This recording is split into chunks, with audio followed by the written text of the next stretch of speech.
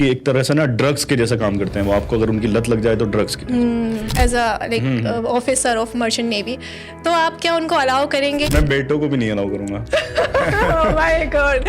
रेहान भाई, अगर आपको 24 घंटे के लिए सोशल मीडिया से गायब कर दिया जाए, आमिर भाई है? अस्सलाम वालेकुम भाई। लोग मुझसे मिलने आप आते बताएं रेहान अशरफ कैसे हैं असल नहीं, जो जिंदगी लोग में? मुझसे मिलने आते हैं, देखिए हाँ। मुझे डर लगता है। एक हफ्ते के लिए आपको पीएम बना दिया जाए, देन अरे ड्यूटी है, आपको कंटेंट लिखना है, आपको कंटेंट बनाना है, आपको खुद से एडिट करना है, वहाँ पे Busy एडिटर तो रहने मिलना नहीं कुछ। मोहब्बत, मैं हमेशा से कहता हूँ ना कि जो लोग मुझे मोहब्बत दिखाते हैं तो मेरे चेहरे पर भी उनके लिए मोहब्बत दिखती है। और सब लोग अपनी फिंगर को चिन पर रखिए, ठीक है? तो सबने आदाब दोस्तों, मैं हूं सबा पाशा और आप देख रहे हैं द स्टेलर्स पॉडकास्ट। आज है हमारे पॉडकास्ट का 3रा एपिसोड। यहाँ पर सिर्फ हम कामयाबी की कहानियाँ नहीं बल्कि सोच, शऊर, एहसासात और इंसानी रवैयों को गहराई से समझते हैं। आज हमारे साथ एक ऐसे मेहमान जो प्रोफेशनली एक मर्चेंट नेवी ऑफिसर हैं, लेकिन सोशल मीडिया के ज़रिए वो लाखों दिलों पर राज करते हैं। जी हाँ, मैं बात कर रही हूँ रेहान अशरफ साहब की। रेहान भाई, आपका हमारे पॉडकास्ट में इस्तकबाल है। बहुत बहुत खुशामदीद। बहुत बहुत शुक्रिया। कैसे हैं आप रेहान भाई? मैं अच्छा हूँ, आप कैसे हैं?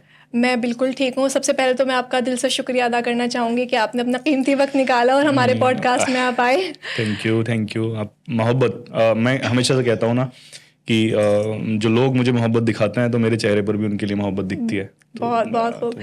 रेहान भाई, दरअसल मैंने कुछ सवालात इकट्ठे किए हैं जो आपके सोशल मीडिया से भी मुझे कुछ मिले, जो आपके फैंस जानना चाहते हैं, जो हम लोग जानना चाहते हैं। तो कुछ सवालात हैं जो मैं आपसे पूछूंगी और मैं उम्मीद करूंगी कि आप बेधड़क होकर उन सवालात के जवाब देंगे। तो रेहान भाई, पहला सवाल मेरा ये है कि आप एक मर्चेंट नेवी ऑफिसर हैं माशाल्लाह, वहाँ पे आप बहुत अच्छा अपना परफॉर्म कर रहे हैं, और ऑन द अदर हैंड आप एक सोशल मीडिया इन्फ्लुएंसर भी हैं और आप माशाल्लाह काफ़ी फेमस और काफ़ी कामयाब सोशल मीडिया इन्फ्लुएंसर हैं। सबसे पहले मैं जानना चाहती हूँ कि आप मर्चेंट नेवी ऑफिसर कैसे बने?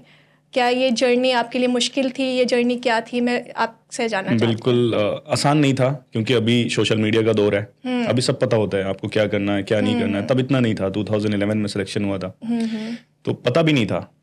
टू बी वेरी ऑनेस्ट, एक ईमानदारी से तो यही जवाब है कि बिल्कुल नहीं पता था कि यहाँ जाना है। इतना पता था कि इंजीनियर बनना है, बीटेक करना है। अच्छा। 12th के बाद जब हम कोचिंग कर रहे थे, क्योंकि 12th में कोई ऐसे, क्योंकि मैंने 12th भी कुछ सब्जेक्ट दोबारा रिपीट किए थे, बहुत अच्छे मार्क्स नहीं थे, तो वो सब जरिया बनाता है अल्लाह पाक, कि आपको पता नहीं होता कहाँ जाना है, लेकिन वो जरिया बनाता है कि आपको अभी नहीं करना। जो लोग स्पेशली सोचते हैं हमारे साथ गलत हो रहा है, हमें लगा कि हमारे मार्क्स कम आए, लेकिन वो अल्लाह पाक ने जरिया बनाया, नहीं तुमको दोबारा करना है और तुमको यहाँ नहीं जाना है, क्योंकि अगर पहली बार मार्क्स अच्छे आते तो बीटेक इंजीनियर कहीं होते हम। सो मार्क्स खराब आए, कोचिंग कर रहे थे, एक बंदा था हमारा बैचमेट ही था, उसने इधर की डायरेक्शन में एक फॉर्म फिल किया हुआ था। शुरू में उसने बताया तो ऐसा नहीं लगा, लेकिन जब उसकी यूनिफॉर्म में पिक देखी तो फिर लगा कि यार ये तो पहनना। फिर उसने बताया सैलरी, अब जो बच्चा जिसके माँ बाप मेहनत कर रहे हो, स्ट्रगल कर रहे हो, लोअर मिडिल क्लास के बच्चे को आप बताओगे अच्छी सैलरी है, आप अपने परिवार को उठा सकते हो, तो फिर वही उसके दिमाग में सेट होता है कि मेरी लाइफ, क्योंकि उसने बताया कि लाइफ आसान नहीं है। तो फिर जो बंदा जब अपने बाप को स्ट्रगल करते हुए देख रहा है, घर वालों को स्ट्रगल करते हुए देख रहा है, और फिर उसके लिए अगर कोई बोलता है कि लाइफ इजी नहीं है, ठीक है मेरी लाइफ इजी नहीं है लेकिन मेरे घर वालों की बन जाएगी, बस वही डायरेक्शन था, वही मोटिवेशन था। फिर आपने अपनी जर्नी शुरू कर दी। जैसे कहते हैं अल्लाह मुसब्बिबुल अस्बाब है, जहाँ पहुँचाना होता है अल्लाह रास्ते बना देता है। अच्छा रेहान भाई, मैंने अक्सर देखा है बहुत लोगों को कहते हुए, कमेंट्स भी पढ़े कि आप मर्चेंट नेवी ऑफिसर हैं, आपको देखकर वो मर्चेंट नेवी ऑफिसर बनना चाहते हैं। तो कैसे बनते हैं मर्चेंट नेवी ऑफिसर? उनके लिए मैं चाहती हूँ कि कुछ आप जवाब दें। मैंने वैसे वीडियोस इसकी पोस्ट की हुई हैं, लेकिन आपने पूछा है तो आपके ऑडियंस के लिए या फिर जो और लोग हमारा देखेंगे, मैं बता देता हूँ कि आपके पास पीसीएम होना चाहिए, फिजिक्स केमिस्ट्री मैथ होना चाहिए आपके पास 12th में, मैंडेटरी है। पीसीएम में आपके मिनिमम 60% होना चाहिए। एलिजिबिलिटी क्राइटेरिया वो है इसका, और इंग्लिश में 50% होनी चाहिए। ओके। तो पीसीएम है, अब कुछ लोगों के पास पीसीबी होता है, नहीं चलेगा। तो अगर पीसीबी प्लस मैथ्स भी है तो चल जाएगा, लेकिन मैथ्स इज कंपलसरी। तो जिन लोगों ने किया, अब कुछ लोगों ने रिपीट किया है, तो रिपीट करके भी कर सकते हैं कि मैथ्स के साथ उन्होंने रिपीट कर लिया। तो ये सारे क्राइटेरियाज हैं। उसके बाद एग्जाम होता है, IMU CET एग्जाम होता है, अलग अलग इसमें ब्रांचेस रहती हैं, अलग अलग। आप नेविगेशन में जाना चाहो वहाँ जा सकते हो, या फिर ऑपरेशंस में, इंजीनियर्स में आना चाहो वहाँ आ सकते हो। तो ये अलग अलग सब रहता है। बाकी और भी ऑप्शंस हैं, कोई अगर मैकेनिकल इंजीनियर है और वो इंजीनियरिंग डिपार्टमेंट में आना चाहता है तो उसके लिए भी एक कोर्स बनाया गया है। अगर आपने already engineering mechanical engineering BTech से कंप्लीट कर ली है उसके बाद भी आप जा सकते हो। वो भी एक ऑप्शन है, मतलब आफ्टर 12th ही ऑप्शन नहीं है, उसके बाद भी ऑप्शन है। तो कई सारे ऑप्शंस हैं, डिटेल्ड में यूट्यूब पे सारी वीडियोस अवेलेबल है। तो आपने आफ्टर इंजीनियरिंग किया था या पहले ही? नहीं, मैंने तो 12th के बाद किया था। अच्छा रेहान भाई, जैसे आप शिप पे रहते हैं, काफ़ी वक्त आपका वहाँ पे गुजरता है, आपके दिमाग में ये आइडिया कब कैसे आया कि मुझे सोशल मीडिया पे कंटेंट क्रिएट करना चाहिए, कुछ ऐसा पोस्ट करना चाहिए? और आप जैसे मोटिवेशनल पोस्ट करते हैं, लोग आपसे काफ़ी इमोशनली कनेक्टेड हैं, तो ये सब कहाँ से इन्फ्लुएंस हुआ आपको, मतलब कैसे आपको ये चीज़ें दिमाग में आई? ये चीज़ मैं एक्चुअली ये चीज़ मेरे दिमाग में डाली गई है, आई नहीं। ये ज़रूर था बचपन से, क्योंकि बहुत कुछ अंदर था जो अब निकल के आ रहा है, वो सब बचपन से था। तो ये सब अंदर था। अब ये पता नहीं ये कौन से प्लेटफॉर्म से मिलना था या कहाँ से मिलना था। लेकिन आप जो ये बोल रहे हो सोशल मीडिया, जब मैंने वीडियोस बनानी स्टार्ट की तो मेरे फोन में इंस्टाग्राम डाउनलोडेड भी नहीं था। आप यूज करना तो छोड़ दीजिए, ऐप भी मेरे पास नहीं था। तो मुझे बोला मेरी वाइफ ने और ब्रदर इन लॉ, उसके भाई ने, वो फोर्स किया गया, आप बाकी वीडियोस बनाते हैं, आप क्यों नहीं बनाते? वहां पे बहुत सारे लोग, उन्होंने फोर्स किया। उनके कहने पे मैंने, क्योंकि इजी नहीं होता ना, वहां की लाइफ इतनी है, आप पूरा सुबह से शाम तक ड्यूटी करो, फिर ये सब करो, फिर मुश्किल हो जाता है। तो फिर मैंने डाउनलोड किया। अब शुरू में वही करता है ना बंदा, इंस्टाग्राम डाउनलोड करके अकाउंट बनाता है। शुरू में तो पता नहीं कितने सारे नाम रखे थे मैंने। अच्छा। अभी तो रेहान नेवी के नाम से लोग बहुत सारे जानते हैं, बट शुरू में बहुत सारे नाम मैंने रखे, चेंज करता रहता था, पसंद नहीं आते थे। फिर सबसे पहला काम क्या होता है कि अपने कॉन्टेक्ट जो रहते हैं उनको बंदा बोलता है कि आप मेरे को फॉलो सब्सक्राइब कर लो। वो शायद मेरी गलती थी, वो बाद में समझ आया मुझे, क्योंकि जबरदस्ती किसी से जबरदस्ती कहना नहीं चाहिए किसी से। जरूरत नहीं पड़ी होगी मेरे ख्याल से। नहीं, बहुत जरूरत पड़ी। अच्छा। 2021 में मैंने स्टार्ट किया। अच्छा, सोशल मीडिया हो चुके हैं, सोशल मीडिया 2021 से ऑलमोस्ट 2.5 years तक मेरे 3000 फॉलोअर थे। अच्छा, इंस्टाग्राम एकदम आपके आप इंस्टाग्राम पर 3000 फॉलोअर थे। लेकिन मेरी कंसिस्टेंसी थी, मैं बनाता था वीडियोस, हिम्मत नहीं आता था।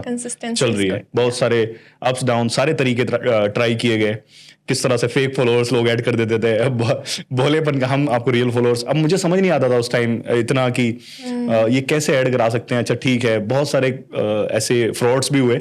अच्छा, बहुत कुछ किया अकाउंट के साथ। तो फिर वो भी एक चीज हुई कि जब आप फेक फॉलोअर्स ऐड कर लेते हो तो फिर अकाउंट ग्रो नहीं करता। ये सब तो उस सब से भी जूझा मैं, वो सब उस वक्त। तो 2500 तक चलता रहा सोशल मीडिया पे, सिर्फ इंस्टाग्राम पे करता था मैं। तो उस टाइम जब मैं देखता था, ऑलरेडी एक बहुत जूनियर था हमारा कैडेट, उसके 4-5 लाख फॉलोअर थे उस टाइम। क्या यार, ये तो बहुत बड़े अकाउंट्स हैं। और ये सब लगता था कि हम कभी, मैंने सपने में नहीं सोचा था, बहुत बहुत जिम्मेदारी के साथ कहता हूँ कि 1 लाख भी पहुंचेंगे मेरे फॉलोअर्स, क्योंकि बढ़ते ही नहीं थे। 10 फॉलोअर भी नहीं बढ़ते रोज के, 5 घट जाते थे, 10 बढ़ते थे, 5 घट जाते थे। आप ध्यान रखते थे कि नहीं आज? अरे यार, ऑब्वियसली आप जब रोज मेहनत कर रहे हो, वीडियोस बना रहे हो, एडिट कर रहे हो, मेहनत कर रहे थे उस वक्त पे, तो ये सब रहता था। जब बंदा मेहनत करता है तो क्लोजली मॉनिटर करता है चीजों को।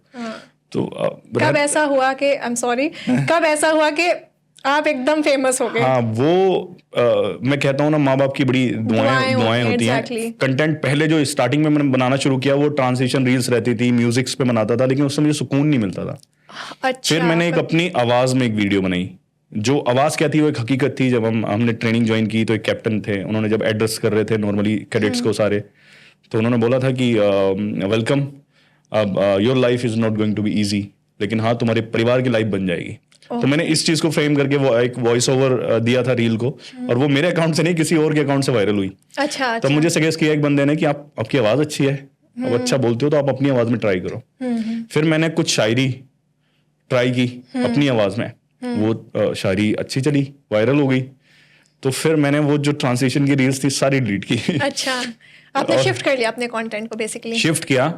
फिर जो सबसे पहले जिसने एक रील ने, मेरे फॉलोअर 10,000 भी नहीं पहुंचे थे, लेकिन उस एक रील ने मुझे 1 लाख फॉलोअर दिए। वो थी एक बाप की एक स्टोरी थी, तो माँ बाप की दुआओं से और माँ बाप की दुआओं से वो मैंने वो स्टोरी, एक जॉनी लीवर की रील मैंने देखी। तो मतलब मुझे पढ़नी चाहिए वो स्टोरी। तब जो रील की ड्यूरेशन थी वो 1.5 मिनट रहती थी उस टाइम, अभी तो 3 मिनट हो गया। तो मुझे 1.5 मिनट में वो पूरी स्टोरी फ्रेम करनी थी। तो बहुत ऐसा हुआ कि बहुत सारे टेक्स लिए, लेकिन मैं फ्रेम की। अब मैंने सोचा कि 2.5 लाख लाइक्स थे उस टाइम जॉनी लीवर की उस वीडियो पर। मैंने सोचा मैं डाल के देखता हूँ। जब मैंने वो बोली, लोगों ने इतनी पसंद की, इतने फॉलोअर्स, आपने मैंने बताया 1 लाख फॉलोअर्स। तो I have 1 million like on that video. और उसी से बस जर्नी ऐसे चलती चली गई। उसके बाद फिर मैंने रिलेट करना शुरू कर दिया जो मेरे दिमाग में था। वो कहते हैं ना कि जब आप लोगों की फिक्र करते हो, जब आप अल्लाह के बंदों का ध्यान रखते हो तो अल्लाह आपका ध्यान रखता है। तो बस एक रहमदिली, तो वो बचपन से एक कुदरत का तोहफा है जो मुझे मिला है, और उसका जितना भी शुक्र अदा करूँ कम है।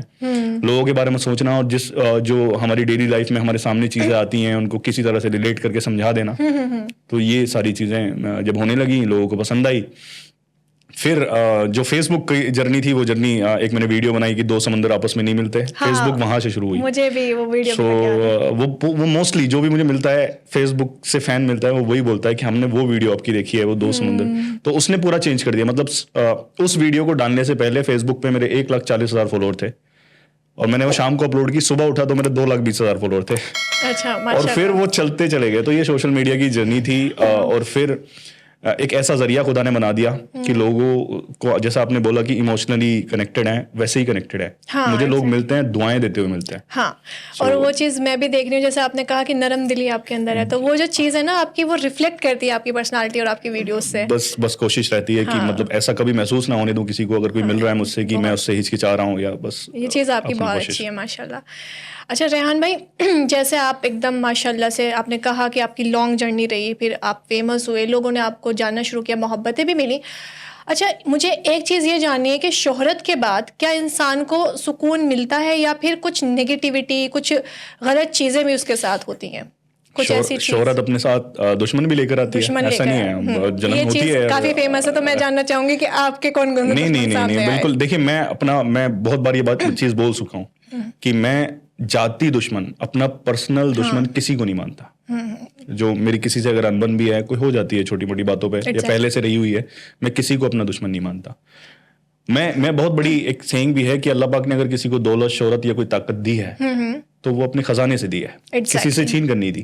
तो लोग अगर जल रहे हैं तो फिर वो बंदे की उस पे दौलत पे सवाल नहीं उठा रहे, वो खुदा की तकसीम पे उठाते हैं सवाल। तो अगर आप जल रहे हो या फिर अड़चने आती है, क्योंकि लोग फिर कमियां ढूंढने में लग जाते हैं। लोगों की एक बड़ी एक खासियत है कि लोग अच्छाई पे तो कम ध्यान देते हैं, बुराइयों पर उन्हें ढूंढने में लग जाते हैं। और ऐसा सबके साथ होता है। लेकिन फिर भी खुदा का शुक्र है, ऐसा फीडबैक मुझे मिलता है, मेरे दोस्त बोलते हैं कि रेहान भाई, मैंने बहुत लोग देखे हैं, बहुत फेमस लोग देखे हैं, लेकिन फिर भी जो लोगों कंपैरेटिवली जो लोगों को बुरा कहते हैं, आपके लिए बहुत कम लोग ऐसे हैं जो आपको गलत कहते हैं।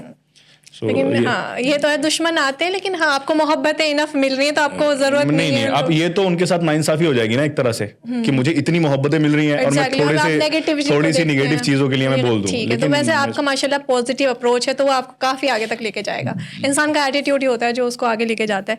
रेहान भाई, जैसे आप मोटिवेशनल वीडियो बनाते हैं, आपसे लोग बहुत इंस्पायर होते हैं, क्या आपको लगता है कि मोटिवेशन एक ऐसा इमोशन है जो लॉन्ग टर्म तक चल पाए, या फिर मतलब मैं खुद समझती हूँ कोई मुझे मोटिवेट कर देता है, आज मुझे लगता है कि नहीं, आज मैं बहुत ज़्यादा मोटिवेट हुई, आज मैं पढ़ाई करूँगी, ये करूँगी, वो करूँगी, लेकिन कल को वो चीज़ें ख़त्म हो जाती हैं। आपको क्या लगता है कि इनबिल्ट कैसे किया, मतलब उसको? ये देखिए, किक तो मिलता है, ऐसा नहीं है कि नहीं होता है, किक तो मिलता है, लेकिन वो पूरे टाइम तक मेंटेन करना, मैं हमेशा बोलता हूँ, मैं कहीं जाता हूँ, लोग मैं मोटिवेट कर सकता हूँ, मैं थोड़ी देर मोटिवेट कर सकता हूँ। कैसे मेंटेन करें पूरे टाइम? मेंटेन करेंगे ना, हालात मेंटेन कराता है। जो अपने माँ बाप को, अपने परिवार के हालात को देखकर, अपने हालातों को देखकर मोटिवेट नहीं हो सकता, उसको क्या कोई मोटिवेट करेगा? तो अपने हालात तो रोज दिख रहे हैं ना, आप रोज जा रहे हो, आप रोज अपने पापा को जाते हुए देख रहे हो काम पर, आप रोज अपनी माँ को परेशान होते हुए देख रहे हो, तो वो तो रोज है ना आपके सामने। आपका मोटिवेशन कहाँ जा सकता है? हाँ, मोटिवेशन आपका मतलब वही चीज थी कि लोग देखते हैं, फिर आज मोटिवेट हो जाएंगे, कल को फिर उनकी वही हालत हो जाती है। तो उसके लिए अपने हालातों से मोटिवेट होना सीखना चाहिए, बस हालात मोटिवेट करते हैं, और वही बंदे कामयाब हुए हैं। आप देखो ना, हालातों से आप देखो कहाँ से उठकर लोग कहाँ पहुंचे हैं, हालातों ने पहुंचाया उनको, कहने से नहीं होता। हाँ रेहान भाई, जैसे सोशल मीडिया पर आप तो माशाल्लाह से काफ़ी अच्छा कंटेंट डालते हैं, लोगों के लिए काफ़ी फ़ायदेमंद है। मैंने देखा है कि आजकल की यूथ बहुत कंटेंट कंज्यूम कर रही है, उससे मुझे लगता है कि उनके दिमाग में ना कुछ होता है ना, ब्रेन रॉट करके एक टर्म चली है। आप उनके बारे में क्या कहना चाहेंगे जो यूथ सोशल मीडिया पे ख़राब कंटेंट कंज्यूम कर रही है? क्या नुकसान हैं उनके? नुकसान ऑब्वियसली हैं, कंटेंट अच्छे भी हैं, अगर आप अच्छे कंटेंट हैं, और बुरे भी कंटेंट हैं।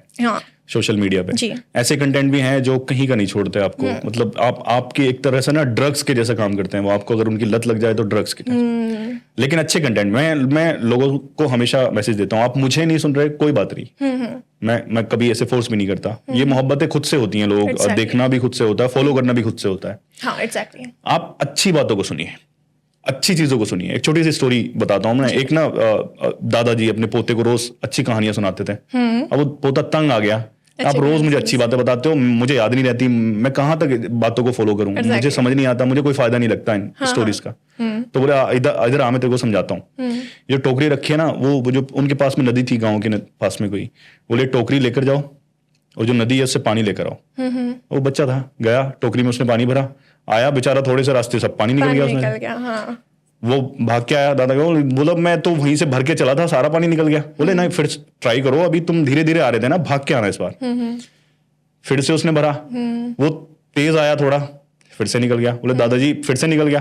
बोले जितनी भी तुम्हारे अंदर ताकत है ना, इतनी तेज भाग के आना, जाओ फिर से ट्राई करो। वो फिर से गए, पानी भरा, पूरी ताकत से भागा, टोकरी है, निकल जाएगा। निकल गया फिर से। बोले दादाजी आप मेरे साथ मस्ती कर रहे हो, ये इसमें तो पानी रुकेगा ही नहीं। तो बहुत बड़ी बात बोली उन्होंने कहा कि बेटे तुमने सिर्फ पानी पे ध्यान दिया, तुमने टोकरी पे ध्यान ही नहीं दिया। एग्जैक्टली। ये जो बार बार साफ पानी भर रहे हो ना तुम, जो गंदी टोकरी थी वो साफ हो गई। पानी रुकना नहीं रुकना मैटर नहीं करता। ये जब आप अच्छी बातें करते रहोगे, अच्छे लोगों में बैठोगे, अच्छी सोहबतों में बैठोगे, अच्छी बातों को सुनोगे, तो तुम्हारे दिल को साफ करेगी, ये बात पक्का। एक मेंटालिटी जो आपकी बनती है वो जो होती है ना सोहबतें, उनका असर होता है। एक सवाल ये है रेहान भाई, जैसे आप शिप पे रहते हैं, बहुत ही आइसोलेशन, बहुत दिन तक 6-7 महीने तक मेरे ख्याल से रहना पड़ता है। हाँ, तो एक परिवार में रहना, ये दोस्तों के साथ रहना और अकेले रहना, बहुत फ़र्क हो जाता है। तो इस चीज़ से आप कैसे इन्फ्लुएंस होते हैं? आपकी मेंटालिटी, जो आपकी सोच है, कैसे बिल्ड की है इस चीज़ ने? मतलब कुछ चेंजेस आपके जहन में आए हैं जो अकेले रहने से, लोगों को आइसोलेशन होता है? देखिए, अकेले रहने का ये एक तो मैं घर से बहुत एक होम सिक टाइप था। जब शुरू में बड़ी मुश्किलें आई जब मैंने घर छोड़ा। अकेले रहने का भी ऐसा हो जाता है कि अब पहले था सोशल मीडिया से, जब पहले का दौर था कि अकेलापन लग रहा है, लेकिन अभी क्या है, अभी तो मुझे एहसास नहीं होता कब मेरा दिन निकलता है, कब रात खत्म हो जाती है। क्या काम क्योंकि आपको कंटेंट लिखना है। अच्छा, ड्यूटी है, आपको कंटेंट लिखना है, आपको कंटेंट बनाना है, आपको खुद से एडिट करना है, वहां पे एडिटर तो मिलना नहीं कुछ, खुद अपलोड भी करना है, टाइमिंग्स है, सब कुछ देखना है। तो अभी वक्त नहीं मिलता, अभी तो लगता ही नहीं कि मैं अकेला हूँ, अभी तो लगता है मैं लाखों लोगों के साथ हूँ। हाँ, मतलब आप काम में बिजी रहते हैं। हाँ, बस। अच्छा, वहाँ पे नेटवर्क वगैरह आते हैं या फिर सैटेलाइट अच्छा, है, नेटवर्क आता है, वेरी गुड। अच्छा, जैसे इमोशनली लोग बाज़ दफ़ा डिप्रेशन में पहुँच गए, या इमोशनली कुछ परेशानी, लाइक ज़हनी सुकून उनका छिन जाता है बाज़ दफ़ा कुछ पीरियड ऑफ टाइम के लिए। क्या ये चीज़ इंसान को इमोशनली स्ट्रॉन्ग बनाती है या कमज़ोर करती चली जाती है? उसकी जो परेशानियाँ होती हैं उसकी लाइफ में, आपको क्या लगता है? नहीं, ऑब्वियसली जितना बंदा हर चीज़ को, मैं क्यों परेशान होता है बंदा? कमी की वजह से, किसी चीज़ की कमी होती है ना। कोई कमी अगर जिंदगी में हो रही है, कोई तो मैं हमेशा कहता हूं कि अगर बंदा मायूस ही नहीं होगा, अगर बंदा नीचे देखे, शुक्र कैसे किया जाता है किसी भी चीज का, जो शुक्र करेगा ना, तो वो खुद से अगर नीचे देखेगा तो शुक्र कर देगा। हर एक बंदा इस दुनिया में ऐसा है कि उसके नीचे लोग हैं, उससे ज्यादा परेशान लोग हैं, उससे ज्यादा बड़ी बीमारी में लोग हैं, बहुत सारे। तो फिर इन चीजों को नहीं देखता ना, हम कंपेयर करना शुरू करते हैं जो लोग हमसे ऊपर हैं। फिर मायूसी आती है, और मायूसी तो कुफ्र है। मायूस किससे होना है? मायूस किससे होना है? मायूस अगर हम हो रहे हैं तो हम खुदा की कुदरत पे शक कर रहे हैं ना। तो वो शक करोगे, मायूस हो गए तो परेशान होगे। खुद से नीचे जब तक देखोगे तो खुदा का हमेशा शुक्र अदा करोगे। तो अगर ऐसा कुछ आता है, कभी मेरे दिमागों में भी आई हैं पहले चीजें, तो या फिर कोई मेरे सामने ऐसे केस आते हैं, तो मैं बस उन्हें समझाता हूं, आपने खुद से नीचे वालों को देखा है? नहीं, ये सारी चीजें। अब लोग बोलते हैं हम पे तो इतनी परेशानी है। मैं क्या, आप पे जितनी भी परेशानी है, कोई आपसे ज्यादा परेशान है। आप देखो फलस्तीन में क्या हुआ है, उनसे पूछो, वो ईमान वाले नहीं है, वो अल्लाह के बंदे नहीं है। तो फिर उनसे ज्यादा परेशान हो आप। अच्छा, लोग बोलते हैं हम पे तो इतनी आजमाइशें आ रही हैं, तो मैं क्या अल्लाह पाक करबला वालों से प्यार नहीं करता था? तो फिर और कैसी आजमाइश? तो ये सारी आजमाइश है, और वो अल्लाह पाक किसी पर भी इतना नहीं डालता जितना वो सह ना सके। ये भी टेस्ट है ना, क्या आपको देकर आजमाया जा रहा है, आपसे लेकर भी आजमाया जा रहा है। आप किस तरह से बिहेव कर रहे हो। तो ये बड़ी बातें हैं कि हम एक टेस्ट के लिए दुनिया में आए हैं, हमारा टेस्ट हो रहा है अब। जाहिर सी तो बात बस वो टेस्ट हमें किस तरह से पास करना है। अब हमें टेस्ट का रिजल्ट यहाँ तो नहीं चाहिए ना, जहाँ रिजल्ट मिलना है वहाँ मिलेगा। हाँ, अच्छा, एक चीज़, जैसे आप सोसाइटी में रहते हैं, आप काफ़ी इमोशंस को लोगों के कनेक्ट करते हैं, आप लोगों के अंदर इमोशंस को ऑब्जर्व करते होंगे, लोगों से मिलते होंगे, लोग आपसे बहुत मोहब्बत करते हैं आपको, मतलब मैंने देखा था एक वीडियो में कि बच्चे आपको सुबह के उठा देते हैं, आपसे मोहब्बत इतनी करते हैं। तो आपको क्या चीज़ क्या चीज़ ऐसी है जो आपको इमोशनली कनेक्ट कर रही है उससे?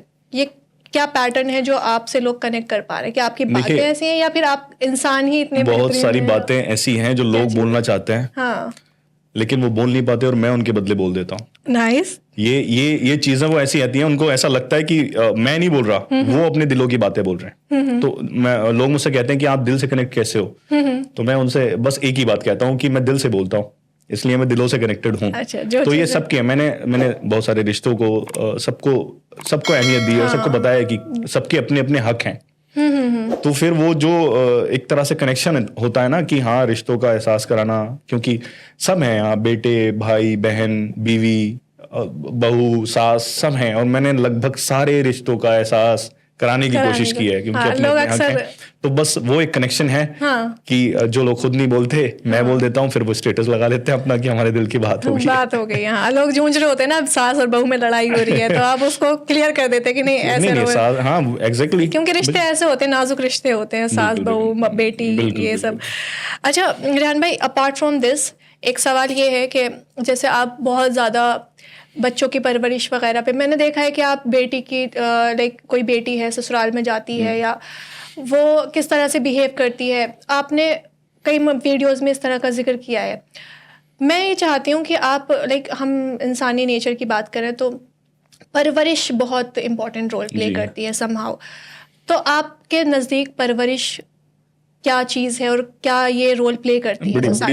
बड़ी ज़रूरी है परवरिश ही मेन होती है। देखिए, आप सिखाते हैं जी। मैं एक वीडियो में देख रहा था, उसमें क्या होता है ना कि जो वहाँ पे परफॉर्म कर रहे होते हैं, उन्होंने बोला कि आप अपनी फिंगर को उठाइए और सब लोग अपनी फिंगर को चिन पर रखिए, ठीक है? तो सबने यहाँ रखी, पूरी की पूरी ऑडियंस ने यहाँ पे रखी, चल रहा है आजकल। लेकिन उन्होंने बोला चिन था ना। हाँ। लेकिन अब हम क्या करते हैं, परवरिश की बात मैं बता रहा हूँ, हम क्या करेंगे, माँ बाप आजकल क्या रहता है, अपने बाप जो है चाचा से यानी अपने भाई से झगड़ा रखेंगे, उनकी बुराइयां करेंगे और फिर उम्मीद रखेंगे कि मेरे जो बेटे हैं वो मिलकर रहें। नहीं रहेंगे। कैसे रहेंगे? ये परवरिश का हिस्सा है। आप मानिए, मैं अगर अपने चाचा की बुराई कर रहा हूँ, अपने पापा से आकर कर रहा हूँ, अपनी माँ से कर रहा हूँ, तो ये माँ बाप का हक बनता है ये कहने का कि तुम्हें बोलने की जरूरत नहीं है, ये उन भाई का मैटर है या ये बड़ों का मैटर है, तुम्हें बीच में आने की जरूरत नहीं है। हो सकता है मैं फिर से आऊं, एक बार आकर बोलूं या फिर दूसरी बार फिर से आकर बोलूं, लेकिन हर बार अगर 2-3 बार मुझे ये जवाब मिलेगा मेरे पापा से, मेरी अम्मी से कि नहीं, तुमको बड़ों में नहीं बोलना है या तुमको बुराई नहीं करनी है, तुमको इससे कोई मतलब नहीं है, तो चौथी बार मैं बंद कर दूंगा। ये एक परवरिश हो गई। ये इसमें बहुत सारी चीजें हो गई। एक तो ये हो गया कि आपने सिखा दिया अपने बच्चे को कि भाई का मैटर होता है, तो उसको किसी को बताया नहीं जाता है, वो अपने आप करे, तो फिर आपके बच्चे वही करेंगे, वो एक परवरिश हो गई। और दूसरा ये हो गया कि कोई भी एक गलतफहमी हो जाती है, आप कोई बात आकर बता रहे हो, तो आपके रिश्ते सही रहेंगे, आपके बच्चे उनसे अलग रहेंगे और आपके जो गलतफहमियां होने वाली हैं भाइयों के बीच, आपके पापा और चाचा के बीच, वो गलतफहमियां नहीं होंगी। तो ये परवरिश का हिस्सा है, बच्चों को सिखाया जाता है, सब चीज नहीं मिलती है, कुछ चीजों पर सब्र भी किया जाता है, फिर वही बाहर रिफ्लेक्ट होता है, आप सोसाइटी में बाहर जाते हैं, वो रिफ्लेक्ट होता है। तो आपको बाहर दिखाना, अगर जो घर से सीखता है, बेटी है या बेटा है या फिर बेटी गलत पे नहीं, देखो गलत होता है। आप अगर परवरिश में क्या सिखाते हो, मेरा भाई है, कहीं भाई का झगड़ा हुआ मेरे पास आया, वो भाई मेरा झगड़ा हो गया, चलो मेरे साथ, अब मैं उसके साथ जाऊंगा, उसके साथ 2 तरह के भाई जाएंगे। एक भाई जाएगा कि भाई चल कहाँ झगड़ा हुआ है, मैं देखूं किसने हाथ लगाया तेरे को, और जाके और उस पर मारना शुरू कर देंगे जिससे झगड़ा हुआ है, वो एक तरह का भाई हुआ। दूसरी तरह का भाई एक और जाएगा, वो पहले पता लगाएगा गलती मेरे भाई की तो नहीं है, हो सकता है मेरा भाई भी गलत हो और वो ऑलरेडी उस पे जुल्म कर रहा हो और मैं भी उसके जुल्म में शामिल हो जाऊं, जाहिर सी बात है। अब वो एक परवरिश का हिस्सा हो गया।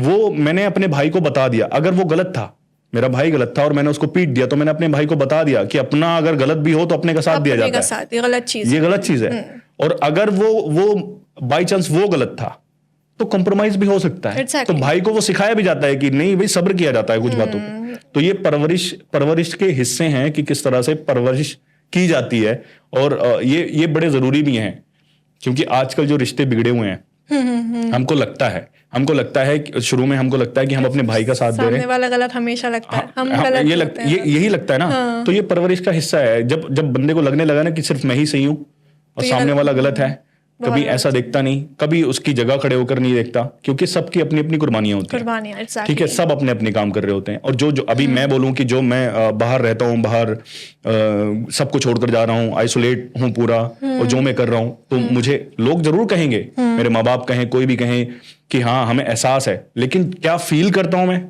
जब मैं घर छोड़कर जाता हूं, तो मुझे एग्जैक्टली पता लगता है कि दिल इधर है, सेंटर में, यही दर्द होता है। और वो दर्द होता है जब छोड़कर जाता हूं। तो वो अपनी कुर्बानियों का हिस्सा, वो एहसास जो एक तरह से दिलाए जाते हैं, तो वो परवरिश के हिस्से हैं कि आपके लिए जिसने जो किया है उसका एहसास करो। अगर नहीं करोगे तो फिर बिगड़ान होगा।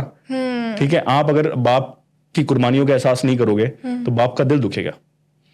आप कैसे लोग कह देते हैं आजकल, आपने किया क्या हमारे लिए? अरे भाई तुमको क्या पता क्या किया? तुमको जो जुबान मिली हुई है वो बाप की वजह से मिली हुई है, और तुम इतने बड़े हो गए ये कहने लायक तुम्हारे बाप ने तुम्हारे लिए क्या किया है, वो जानता है क्या किया है। या फिर एक बाप जब बनोगे तब जानोगे कि औलाद के लिए तुम क्या करोगे और तुम्हारे बाप ने क्या किया होगा। जैसे आप भी एक फादर हैं जी, तो आप एज अ फादर, आपको क्या लगता है कि एक अच्छा बाप अपनी औलाद के लिए क्या करता है? ये एक अच्छी माँ कौन होती है जो किस तरह की परवरिश करते हैं एक अच्छी माँ? देखिए, माँ बाप तो सबके अच्छे होते हैं, सब अच्छी परवरिश करते हैं, और सारे माँ बाप।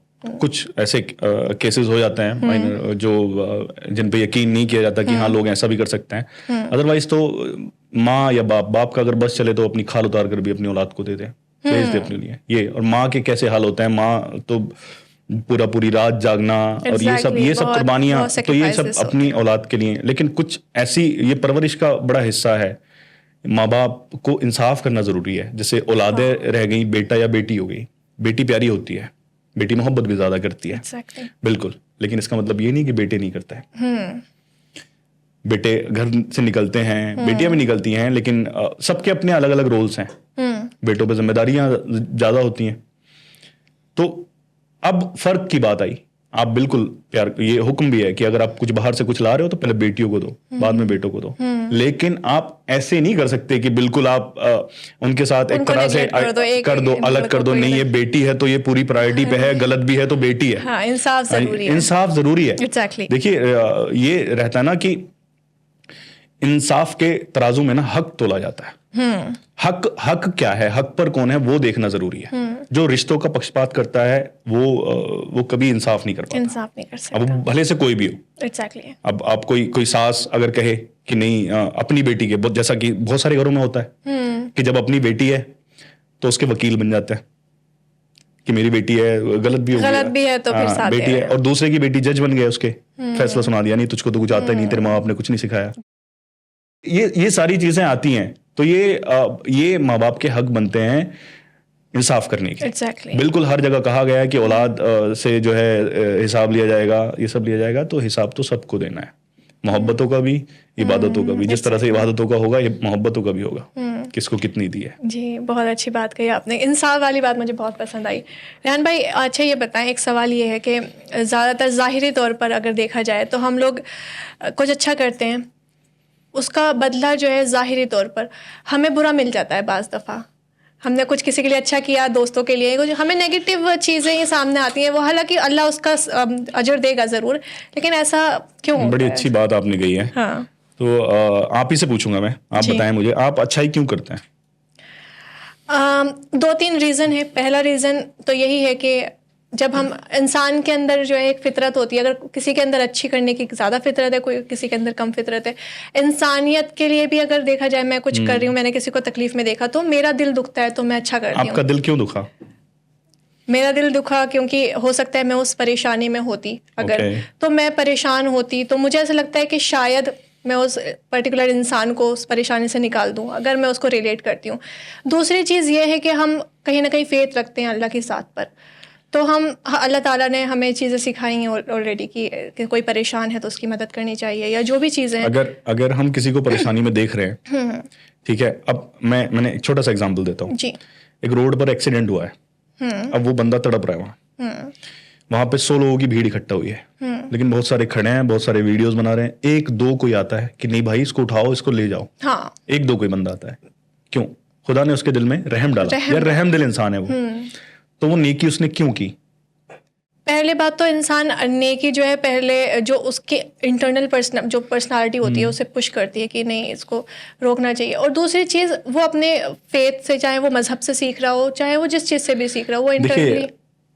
अगर आप इबादतों से फरिश्ते बन सकते हैं, लेकिन आप इंसान तभी बनेंगे जब आपके सीने में दर्द होगा। अच्छा। और वो दर्द अपना नहीं, दूसरे का दर्द। बहुत अच्छी बात। ठीक है, अब मैं आपको बताता हूँ ये अच्छाई नेकी का बदला बुराई से आपने जो बोला, हम नेकी क्यों करते हैं? नेकी का मतलब, नेकी कोई कारोबार थोड़ी है, कारोबार है नेकी? बताएं मुझे आप। नहीं, तो फिर बदला कहाँ से बदला चाहिए आपको? कारोबार का बदला चाहिए होता ना, मैंने आपके साथ कोई अच्छाई की, लेकिन दिल दुखता है ना कि हमने अच्छा करा भला के साथ और फिर हमारे साथ गलत कर रहा है। एग्जैक्टली, मैं वही समझा रहा हूँ, शायद लोगों को समझ आ जाए, मेरी दुआ रहेगी कि लोगों को समझ आ जाए इंशाल्लाह।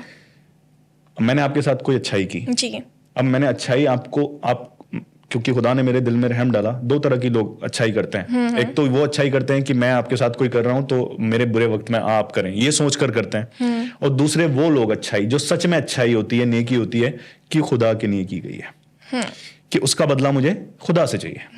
ठीक है, सच में तो वही नेकी होती है, वरना वो कारोबार है तो उसको आप अच्छा ही नहीं बोल सकते। ठीक है, उसको आप अच्छा ही नहीं बोल सकते। तो नेकी कौन सी हुई? जो हमने अल्लाह के लिए की गई।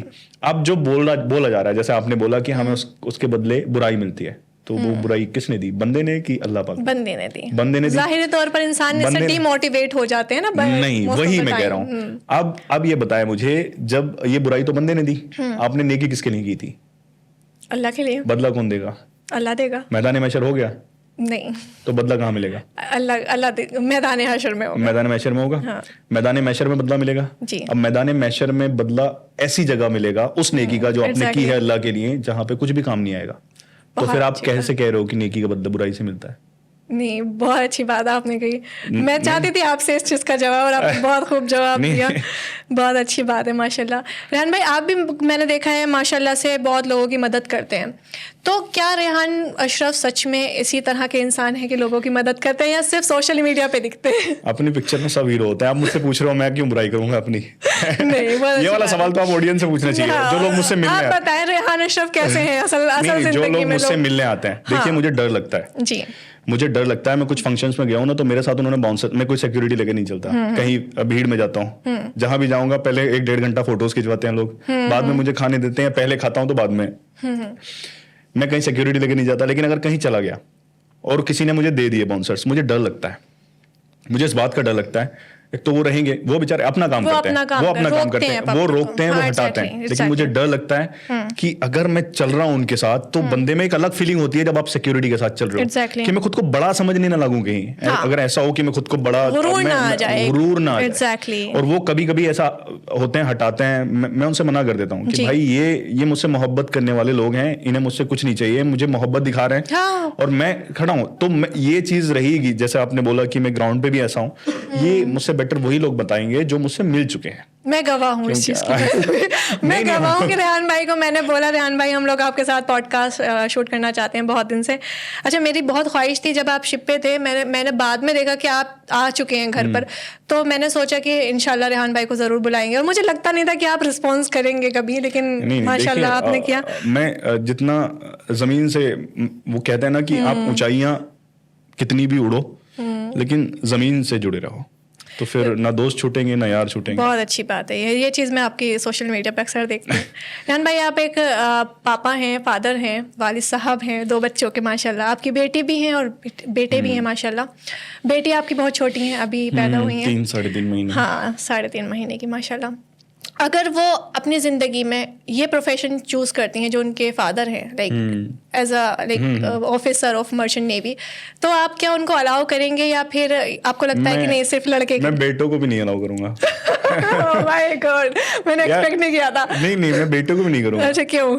देखिए कुछ चीजें होती हैं जिन रास्तों पे आप चले हो, मैं नहीं चाहता जो मेरी माँ, मेरे बाप या मेरी वाइफ सफर कर रही है, अगर बाप ने कोई मुश्किलें उठाई हैं, मैं कोई मुश्किलें उठा रहा हूँ, तो मैं कुछ आसानी पैदा करूँ ना उनके लिए, ताकि जो मेरी माँ को एहसास हुआ है मेरी बीवी को ना हो, वो स्ट्रगल हमारे, वो स्ट्रगल ना हो, वो दूरियां ना हो, वो रहना ना पड़े, दूर ना रहना पड़े। बहुत अच्छी बात। जब मैं जब शुरू में गया, मेरे पापा रोते थे। मेरी माँ तो थोड़ी स्ट्रांग भी हैं, हालांकि वो भी 6 महीने बच्चा दूर है और वो भी शिप में, कैसा होता है। तो ये बहुत, तो वो चीज मैं दोहराना नहीं चाहता कि मैं अपने औलाद के लिए इतना तो करूं कि वो पास रहे, क्योंकि जिंदगी है, छोटी सी जिंदगी है, उसको भी दूर रहकर काटो। मैंने तो काट दी, अब जब सब कुछ है तो फिर क्यों दूर कटवानी। तो मैं दोनों में से किसी को नहीं जाने दूंगा। मेरे एक भाई ने बोला था कि अगर एक इंसान के परेशान होने से पूरा परिवार खुश है तो उस इंसान को परेशान होना चाहिए। चलिए खैर, आपने अच्छी इनिशिएटिव लिया है कि आप अपने परिवार को सेफ सिक्योर रखना चाहते हैं। मैं अपने, क्योंकि मैं सबसे बड़ा हूँ घर में, तो जो मेरे छोटे बहन भाई भी हैं, मैंने उनको भी फोर्स नहीं किया इस चीज के लिए। मैं जानता हूँ वो भी कर रहे हैं कि आप वहां जाओ, हालांकि मेरा भाई है, अच्छा है पढ़ने में, वो भी जा सकता था, नहीं भाई एक ही काफी है उधर, बाकी आप इधर ही कुछ करो। तो आपको लगता है कि आपका प्रोफेशन आपके लिए ठीक नहीं है? मतलब नहीं, कुछ ऐसा डिसएडवांटेज? कभी नहीं लगा। ऐसा नहीं लगा? अगर आप मर्चेंट नेवी में नहीं होते तो आप क्या करना चाहते? देखिए वो तो मजबूरी नहीं, आप अपने शौक से क्या करना चाहते? देखिए मैंने आपको शुरू में बताया था कि मुझे इंजीनियर तो बनना ही था। हाँ। तो मैं इंजीनियर ही होता, कहीं कुछ कर रहा होता, पता नहीं क्या कर रहा होता, लेकिन इसका शुक्र कि मर्चेंट नेवी रहना, देखिए एक अच्छा अमाउंट और हलाल, वो मेरे लिए बहुत मैटर करता है। आप किसी का दिल दुखा के नहीं कमा रहे, किसी से रिश्वत लेकर नहीं कमा रहे, किसी का चोरी करके नहीं कमा रहे। मेहनत का जो क्लीन मनी है ना आज के टाइम में, वो बहुत बड़ा चैलेंज है।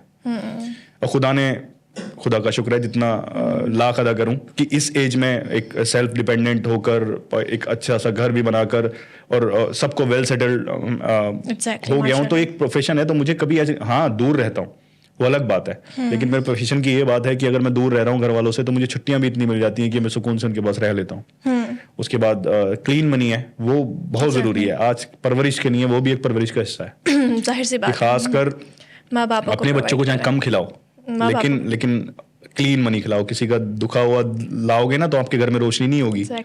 आप अगर अपनी औलादों को बड़ा करोगे ऐसे, तो फिर वो जो माल होता है ना, हराम का माल होता है, वही काटता है आपको। आपकी औलादें आप पर आती हैं, तो ये जो पैसा है ना, मेहनत का पैसा और क्लीन मनी, ये भी बहुत जरूरी है। परवरिश का सबसे पहला कहूँगा, सबसे पहला हिस्सा है।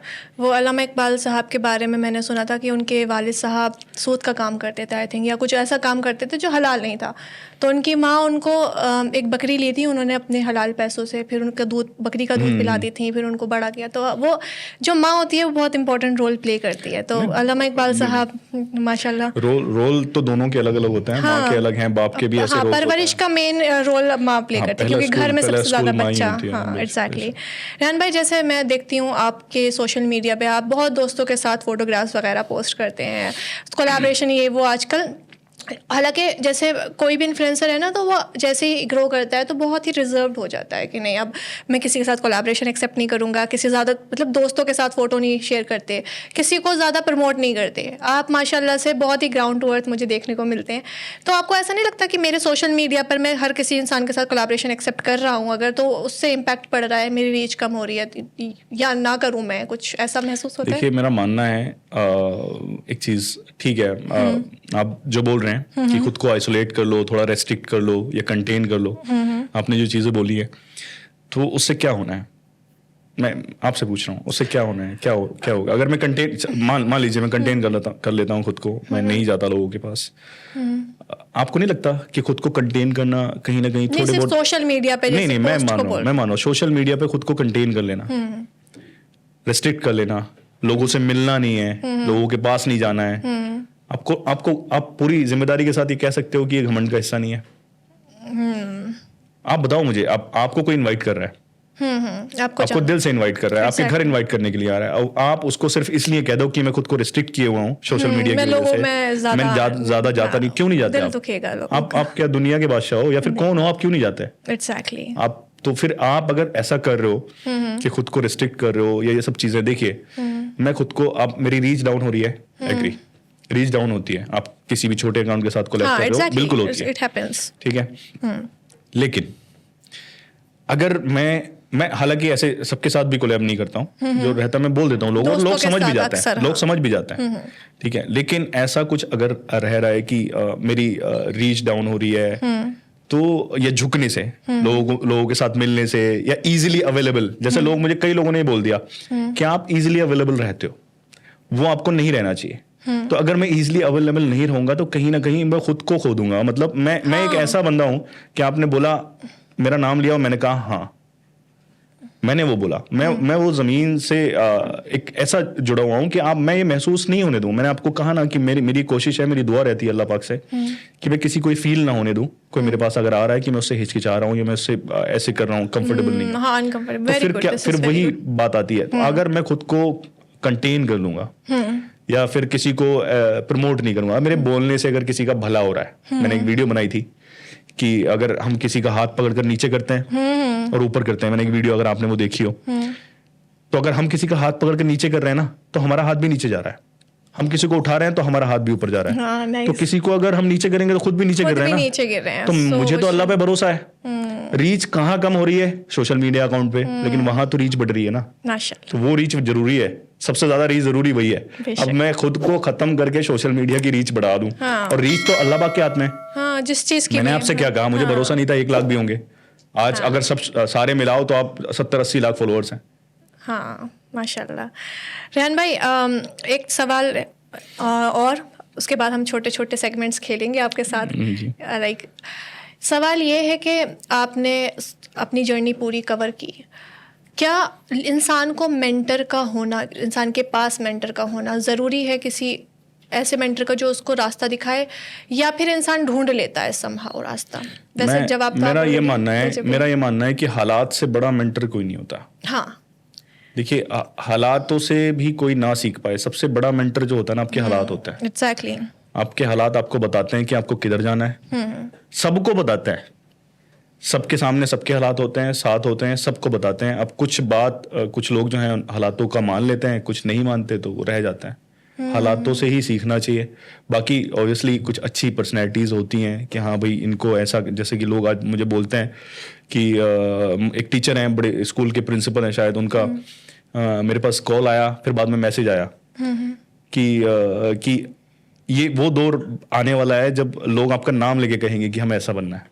लोग पूछेंगे कि आपको कौन बनना है। आ गया। मेरे तो कितने कजन से बहुत सारे लोग ऐसे हैं कि मर्चेंट नेवी में जाना है। क्यों जाना है? रेहान अशरफ है मर्चेंट नेवी में। मैंने कहा अच्छा, चलिए खैर, ये तो बहुत अच्छी बात है कि हालात से सीखना चाहिए। हाँ, लेकिन बाज़ दफ़ा ज़रूरत पड़ती है कि मेंटर हो, रास्ता बताए, गाइड। सही, जो उन रास्तों पे चले होते हैं ना, उनको ऐसा वो होता है, एक्सपीरियंस होता है गलत, हाँ ये कहाँ है, आपको यहाँ नहीं जाना चाहिए। तो उसका भी बिल्कुल मानना चाहिए, खुद सब कुछ नहीं आता किसी को भी। एक छोटा सा सेगमेंट है, आपको बहुत शॉर्ट जवाब देने हैं इसमें। तो जैसे कि एक सवाल ये है, सच्चा होना ज़्यादा ज़रूरी है या नरम दिल होना ज़्यादा ज़रूरी है? दोनों में से एक। दोनों में से एक? और मैं दोनों बोलूँ तब? नहीं, ये सवाल है कि देखते हैं ना कि क्या चीज़ आप चुनना चाहेंगे। आप सच बोलना ज़्यादा, लाइक आप सच्चे हैं, या नरम दिल होना ज़्यादा ज़रूरी है, नरमी ज़्यादा ज़रूरी है? देखिए, कहीं ये सवाल का तो मैं बोलूँगा कि दोनों। ठीक है, सच्चा होना भी जरूरी है, लेकिन अभी ज्यादा जरूरी है नरम दिल होना। अगर आप कहीं नरम दिली दिखा रहे हैं, अगर आपसे कोई पूछ रहा है, सपोज मुझसे आपके बारे में कोई पूछ रहा है, और वो पूछना चाह रहा है कि आपके बारे में कुछ गलत पूछना चाह रहा है, आपकी कमी पूछना चाह रहा है, आप अगर नरम दिल है तो आप नहीं बताएंगे, तो वो वहां वर्क कर जाएगा, क्योंकि आप किसी की इज्जत बचा जाओगे। Very good, very good. तो ये सारी चीजें आती हैं कि आपको कहाँ क्या बोलना है। कहीं सच बोलना जरूरी होता है, आप सच बोलोगे। नरम दिली, सपोज एक माँ है, अब माँ के पास एक बेटा है, बेटे ने कोई गलती की। बहुत सी माएँ ऐसी होती हैं जो बाप से छुपा जाती हैं। हाँ, अक्सर होता है, हमारी भी माँ ऐसी हैं। लेकिन नहीं छुपाना चाहिए। अच्छा। क्योंकि बाप को भी इतना वो देना चाहिए कि बेटा उसको बता सके, या ऐसे, क्योंकि देखिए, बाप तक जब बातें नहीं पहुंचती ना, फिर जब बात पहुंचती है ना, तो फिर बात खराब हो गई होती है। जब उस सिचुएशन में जाके बात पहुंचती है जहां पूरी बात खराब हो गई होती है, फिर उसके हाथ में कुछ रहता नहीं। फिर बाप पूछता है कि मुझे पहले क्यों नहीं बताया। अब माँ को क्या है, माँ को लगता है मैं अभी बेटे को बचा रही हूँ। वो क्या है, एक रहमदिली थी ना, वो माँ के सीने में एक रहमदिल था। लेकिन माँ को तब रहमदिल नहीं रहना चाहिए क्योंकि क्यों उसके बेटे की अभी शॉर्ट टर्म का नहीं, लॉन्ग टर्म की बात है, Long term आगे की तक पूरी जिंदगी का सवाल है। हाँ। अगर उसने शायद पहली बार बाप को बता दिया होता तो बात वो आगे तक खराब ना होती। तो वो रहमदिली वहां नहीं दिखानी चाहिए जहां नहीं दिखानी चाहिए, सिचुएशन के अकॉर्डिंग। सिचुएशन के अकॉर्डिंग। बहुत अच्छा जवाब, बहुत अच्छा जवाब था। अच्छा, एक शॉर्ट क्वेश्चन ये है, जब इंसान हिम्मत हारने लगे तो क्या करना चाहिए? हिम्मत हारने लगे तो मतलब नॉर्मली तो यही चीज है कि हिम्मत क्यों हारता है, मायूसी आती है इंसान हाँ। पर, वो मायूसी आनी ही नहीं चाहिए, फेथ रखना चाहिए। फेथ रखना चाहिए, Very भरोसा अगर खुदा पर रहेगा तो फिर हिम्मत नहीं हारेगा इंसान। लोग इमोशनल लोग ज्यादा स्ट्रांग होते हैं या लॉजिकल लोग ज्यादा स्ट्रांग होते हैं? जो इमोशन, देखिए स्ट्रांग मैं बोलूंगा, इमोशनल लोग जो होते हैं वो फिर से वही बात आएगी कि रहमदिल टाइप होते हैं। वो इमोशनल हो ही इसलिए जाते हैं क्योंकि वो रहमदिल होता है, दिल उनका छोटा, बोलता है ना छोटा दिल है, मैं जल्दी परेशान होता हूँ। लॉजिकल लोग स्ट्रांग होते हैं, लेकिन वो दुनियावी बात करेंगे ना तब वो स्ट्रांग माने जाएंगे। खुदा के नजरिए से वही लोग स्ट्रांग होते हैं जो दूसरों के दर्द को समझते हैं, इमोशनल होते हैं। Very good. रेहान भाई, एक सवाल ये है कि अगर कोई इंसान गलती करता है उसको माफ कर देना चाहिए, जाहिर सी बात है, लेकिन कितनी बार उसको माफ कर देना चाहिए? जितनी बार आप उम्मीद लगाते हो कि खुदा आपको माफ करे। अरे वाह, फिर तो हमेशा। बहुत अच्छा जवाब, माशाल्लाह। भरोसा कमाया जाता है या वक्त के साथ बिल्ड होता है, ये बनाया जाता है? वक्त भी लगता है, कोई आसानी से किसी पे भरोसा नहीं करता और करना भी नहीं चाहिए। अच्छा। एक आप बिल्ड करते हो, आप वही है ना कि आप बिल्ड करते हो आ रहे हो, लेकिन कभी कभी ऐसी चीजें हो जाती हैं, अचानक से हो गया, अचानक से कुछ हो जाता है, तो फिर इतनी जल्दी किसी को भरोसा तोड़ना भी नहीं Very चाहिए, good. क्योंकि आपके साथ जो 99 चीजें अच्छी करता हुआ आ रहा है, अगर एक उससे गलती हुई है तो माफ कर देना, तो माफ कर देना बहुत अच्छा। आपकी फेवरेट पर्सनालिटी कौन है और उनकी कोई एक अच्छी चीज बता दीजिए। मैं नॉर्मली खुद एक ऐसे मोटिवेशनल स्पीकर बनने की कोशिश कर रहा हूँ। अरे वाह, बहुत अच्छा जवाब। मैं मुनव्वर जमा को फॉलो करता हूँ। मुनव्वर जमा उनको बहुत सुनता हूँ और वो लोगों को ना मैं भी सुनती हूँ। लोग बोलते हैं मुझे किसी से मिलने की ख्वाहिश है, मैं कहता हूँ मुझे उनसे मिलने की ख्वाहिश है। मैंने रीच आउट करने की कोशिश की है, हो सकता है ये वाली वीडियो उन तक पहुंच जाए। मुनव्वर जमा साहब आपसे जरूर मिलेंगे इंशाल्लाह। मेरी ख्वाहिश है बशीर बदर साहब अभी जिंदा है तो मैं सोचती हूँ उनसे मिलूं। खैर, इंस्टेंट जवाब में कुछ क्वेश्चंस और हैं। कामयाब होना क्या है? अपने पद के साथ इंसाफ करना। बहुत अच्छा। आपकी जिंदगी का सबसे बुरा फैसला क्या था अब तक का? अरे ये एक ऐसा सवाल है जो अगर मुझे याद आ जाता है तो फिर मैं सच में मतलब कांपने लग जाता हूँ। क्या था ऐसा? क्या फैसला? हालांकि मुझे नहीं पता कि लोगों को ये बड़ा लगे कि नहीं लगे, लेकिन बुरा फैसला, बुरा ही, हाँ मतलब बुरा लगे कि ना लगे कि मेरा बुरा फैसला था या फिर मुझे इतनी बड़ी बात थी नहीं थी, लेकिन पापा मेरे दोपहर में सोए हुए थे, पुराना घर था मेरा छोटा सा, सिलेक्शन हुआ था, बड़ी फीस की जरूरत थी हमें और हमारे पास कुछ नहीं था, इवन कर्ज था और कहीं से ऐसी उम्मीद भी नहीं थी कहाँ से लिया जाए। तो बहुत मैंने ट्राई किया, बैंक्स वगैरह में ट्राई करके आया, पापा सोए हुए थे, तो मैं वो जस्ट तभी सोए थे, मैं घर गया और मैंने कुछ नहीं सोचा और मैंने उनको उठा दिया। मेरे दिमाग में अभी तक, फिर उसके बाद वो सोए नहीं, वो इतने परेशान, मेरे दिमाग में अभी तक वो रहता है और मैंने वो बताया कि वो अमाउंट चाहिए, अब नहीं होता तो परेशान हो जाता है। मेरे दिमाग में अभी तक वो रहता है कि मैंने उनके उठने तक का इंतजार क्यों नहीं किया। ये चीज़ मेरे दिमाग से जाती नहीं कभी। शायद मेरे पापा को भी याद नहीं हो ये बात, लेकिन मुझे याद है, मैं भूलता नहीं इस बात को। I can feel it actually, बहुत मैं समझ सकती हूँ। आपको सबसे ज़्यादा प्राउड कब फील हुआ? देखिए जब वैसे तो बहुत सारे ऐसे मोमेंट्स आए जहाँ पे लेकिन जब पापा के सामने कोई आके बोल दे कि शानदार बेटा है आपका और इस लाइफ, तो फिर वो एक ऐसा मोमेंट है हर बेटे की लाइफ में, बेटा हो बेटी हो, जब उसके पापा को, उसके बाप को लोग उसी के नाम से जाने या फिर इज्जत दें। मैं कोशिश करता हूँ अगर मेरे पापा मेरे साथ जाते हैं कहीं किसी फंक्शन में तो पापा के पीछे चलूं, आगे पापा चलें, इज्जत मुझसे ज्यादा उन्हें मिले, मुझसे पहले उन्हें मिले। तो ये मोमेंट्स हैं सारे जो एक तरह के कि हाँ यार जो किया है उनको रिटर्न तो देना चाहिए, बहुत मेहनत की है। बिल्कुल, माशाल्लाह। रेहान भाई, आपकी बेटी के लिए मैसेज जब वो 20 साल की हो जाएगी, कोई ऐसी एडवाइस आप देना चाहते हैं उसको? बस इस बात का ख्याल रखा जाए, सारी बेटियों के लिए है वैसे तो, ये सिर्फ मेरी बेटी क्यों, सारी बेटियों के लिए इस बात का ख्याल रखे कि जो माँ बाप हो सकते हैं, बेटियों को जाके लगने लगता है कि हम अपने फैसले खुद कर सकते हैं और हम जितना जानते हैं माँ बाप नहीं जानते, तो जो माँ बाप तुम्हारे लिए सोचते हैं, जो माँ बाप तुम्हारे लिए करते हैं, भले से कोई तीसरा बंदा आकर कुछ भी कहे, इतना कोई नहीं कर सकता। बस ये अगर ध्यान में रहेगा तो कोई बेटी नहीं भटकेगी। I agree. अपने बेटे के लिए कोई वार्निंग जब वो 20 साल का हो जाए? बस वही मैं बोलूंगा कि उसका ध्यान रखना है। मोस्टली लोग भटक यहीं जाते हैं कि जिस तरह से अगर तुम दूसरों की बेटियों की हिफाजत रखोगे खुद से, तो तुम्हारी बहन बेटियों की हिफाजत रहेगी। अपनी नजरों को झुकाकर रखोगे तो तुम्हारी इज्जत उतनी ऊंची होगी। तो ये सारे, बाकी देखिए कामयाबी हिस्सा, रहमदिली में एक वार्निंग भी है और एक सीख भी उसके लिए। मैं चाहता हूँ कि वो दौलत का अमीर बने या ना बने, लेकिन यहाँ का अमीर होना चाहिए बस। वो तो जीन्स पास हो जाते हैं, उसको तो होना ही है रहमदिल। अच्छा, इंसानियत का सबसे बड़ा खतरा क्या है अभी के वक्त में? बेरहमी। जो लोगों के दिल सख्त होते चले जा रहे हैं ना, वो खतरा है। लोग जान ही, इतना कैसे कोई जालिम हो सकता है कि जान ही ले किसी की। ये बहुत बड़ी बात है। आप क्या चाहते हैं लोग आपको क्यों याद रखें? मैं नहीं चाहता कि लोग याद रखें। मैं कहता नहीं कि लोग याद रखें, बस मेरी बातों को जो अच्छी लगे वो याद रखें। ओके। बातें याद रहेंगी तो मैं कभी ख्वाहिश नहीं रखता कि मैं अपनी तारीफ की भी ख्वाहिश नहीं रखता कि लोगों से, लेकिन अगर मेरी बातें ऐसी रहेंगी, मैं बस ये चाहता हूँ कि मेरी बातों से लोग सीख जाएं कि बहुत ज्यादा इज्जत भी मुझे दें, बहुत ज्यादा दें। मैं कभी एक्सपेक्ट नहीं करता। मैं इसलिए जमीन पर रहता हूँ, बिना चप्पल के भी घर से बाहर रहता हूँ मैं। तो ऐसा कोई प्रोटोकॉल नहीं है कि नहीं भाई मुझे याद, वो वाला याद रखना आ जाता है ना लोगों को कि मुझे याद रखें, मैं आ जाता है तो फिर वो मुश्किल हो जाती है। ठीक है। क्या रेहान अशरफ पॉलिटिक्स में कभी जाना चाहेंगे? नहीं, अभी तक तो कुछ ऐसा सोचा नहीं है। आपकी जिंदगी पे कोई किताब लिखी जाए तो उसका टाइटल क्या होगा? टाइटल तो लोग डिसाइड करें। नहीं, आप क्या चाहते हैं, क्या देना चाहते हैं टाइटल अपनी जिंदगी की किताब का?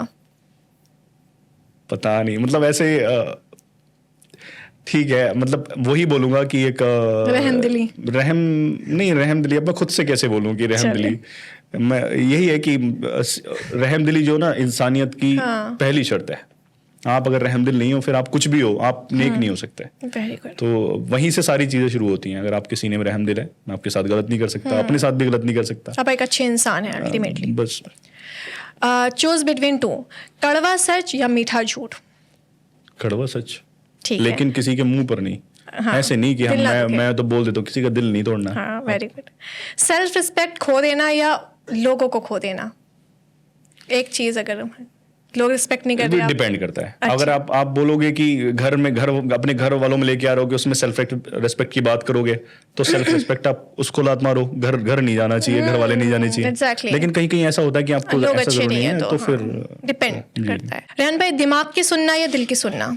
दिल की ज्यादा सुनना। बहुत तेज बदलाव या धीरे धीरे बदलाव? धीरे धीरे। बहुत अच्छा। रेहान भाई, मैं 5 वर्ड बोलूंगी, बस आपको उन वर्ड पर कुछ एक लाइन बोलनी है।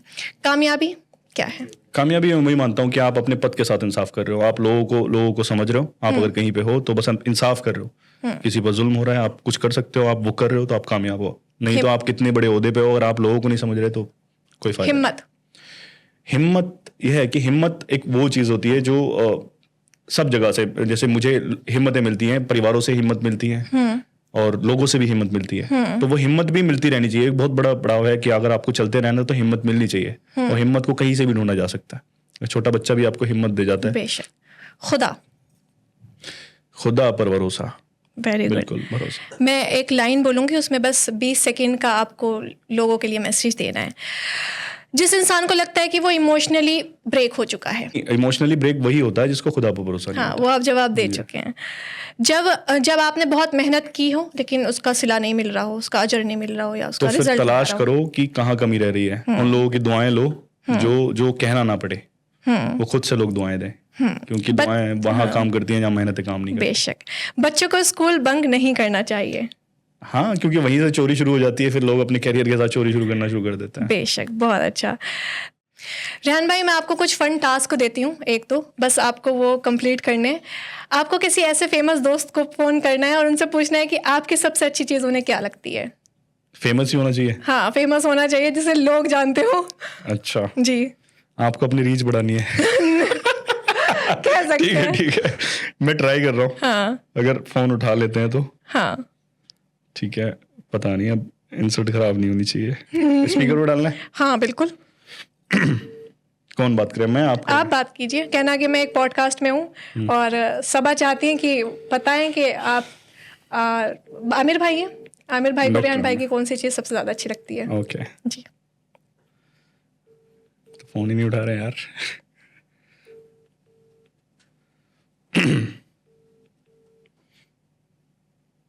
हेलो, अस्सलाम वालेकुम भाई। वालेकुम अस्सलाम। क्या हाल है? अल्लाह का शुक्र, आप बताओ सब खैरियत से? अल्लाह का शुक्र है। क्या कर रहे थे? सो रहे थे क्या? बस वैसे ही टेस्ट करता था अभी तो। यार एक पॉडकास्ट में बैठा हूँ मैं, जिसकी होस्ट हैं सबा। अस्सलाम वालेकुम आमिर भाई, कैसे हैं आप? जी मैं ठीक हूँ, ठीक हो सब? जी अल्हम्दुलिल्लाह। आमिर भाई, आपको रेहान भाई की कोई ऐसी ख़ास चीज़ बतानी है जो आपको बहुत पसंद है, सिर्फ शॉर्ट में? अच्छा, जी चीजें तो बहुत सारी हैं, इनकी बहुत सारी चीजें मुझे बहुत ज्यादा पसंद है, जी मगर शॉर्ट में आप पूछेंगे तो जो इनका बात को बताने का तरीका है ना, वो बहुत ज्यादा खूबसूरत है। बहुत अच्छा। जी मैं एग्री करती हूँ आमिर भाई इस चीज़ से, बहुत अच्छा। जी। जी अच्छा, पसंद है क्या? हाँ, शुक्रिया। वैलिडेशन। अकेले में बताओगे? ठीक है, शुक्रिया भाई, शुक्रिया। चलो, होती है बात। ठीक है, ठीक है, ठीक। ठीक है। अल्लाह हाफिज। आखिरी 2-3 सवाल बहुत शॉर्ट के, अच्छा। फिर पॉडकास्ट हमारा अपने अंजाम ठीक है, तक। ठीक है, ठीक है। रेहान भाई, अगर आपको 24 घंटे के लिए सोशल मीडिया से गायब कर दिया जाए तो बेचैनी होगी या सुकून हो जाएगा कि चलो ठीक है अब कोई भीड़ भाड़ नहीं है? यार भीड़ भाड़ से मैं ये नहीं कह सकता, भीड़ भाड़ से हटके मुझे हाँ, मतलब दिमाग ये में मेरा सुकून। परिवार मानता हूँ मैं। अच्छा, हालांकि बेचैनी हो बिल्कुल थक जाएगी। जाता हूँ, ये सब रहता है, लेकिन मैं लोगों को कभी भीड़ भाड़ नहीं मानता। मेरा परिवार है। लेकिन हाँ, ये जरूर है कि अगर सोशल मीडिया से हट जाऊं, फोन से हट जाऊं, सुकून तो आ जाए। सुकून रहेगा। ये सुकून। एक हफ्ते के लिए आपको पीएम बना दिया जाए, देन अरे पीएम बना दिया जाए। यार एक हफ्ते में तो कुछ नहीं होने वाला ना। बदलाव करने के लिए तो बड़ा टाइम चाहिए, कुछ ज्यादा टाइम कुछ ऐसे फैसले अगर लेना चाहें तो क्या 1-2 फैसले क्या आप? अमीरों से लेके ना गरीबों को दे दिया जाए, बैलेंस कर दे बस। अच्छा ठीक है, बैलेंस करना, वेरी गुड। अगर आपको मिस्टर इंडिया की तरह पावर मिल जाए कि आप गायब हो गए तो फिर आप क्या करना चाहेंगे? गायब होना है कि कहीं पहुंचना है? नहीं, आप इनविजिबल हो गए। हाँ। गायब नहीं हो, मतलब इनविजिबल, लोगों को नहीं दिख रहे हैं, मिस्टर इंडिया की तरह। अच्छा, लोगों को नहीं दिख रहा है तो फिर अगर मैं उस तरीके से किसी के काम आ सकता हूँ, किसी के अच्छा, काम बना बिना सकता जाने हूँ। किसी का, हाँ। ठीक है, जैसे मिस्टर इंडिया हेल्प करते थे। ठीक है रेहान भाई, ये था हमारा पॉडकास्ट। Thank you. और आपका बहुत बहुत शुक्रिया। आपके जवाबात मुझे बहुत पसंद आए, हर जवाब का आपने अनएक्सपेक्टेडली बहुत अच्छा आंसर दिया। तो दोस्तों, ये थे रेहान अशरफ और आप देख रहे थे द स्टेलर्स पॉडकास्ट। आप सबसे गुजारिश है कि अगर आप हमारे पॉडकास्ट को इंस्टाग्राम पे देख रहे हैं तो रेहान भाई के और हमारे पेज को ज़रूर फॉलो कीजिए, और अगर आप यूट्यूब पे देख रहे हैं तो हमारे चैनल को ज़रूर सब्सक्राइब कीजिए। मिलते हैं अगले एपिसोड में, जब तक अपना और अपने परिवार का बेहद ख्याल रखिएगा। बहुत शुक्रिया।